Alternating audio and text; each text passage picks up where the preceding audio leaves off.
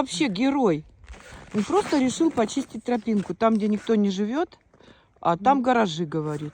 Да. Металл собирает. Молодец, трудяга.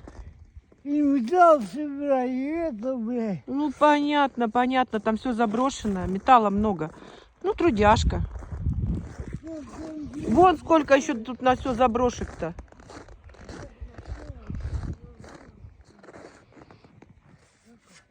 Да. Ну, молодец. Ой, у каждого своя судьба и своя жизнь. Никогда никого нельзя осуждать и принижать. Любой человек достоин уважения. И его труд, даже тот, который вот у этого человека. Вот он чистит тропинку среди снега, чтобы пройти к заброшкам и собирать там металл, сдавать его и как-то жить. Молодец.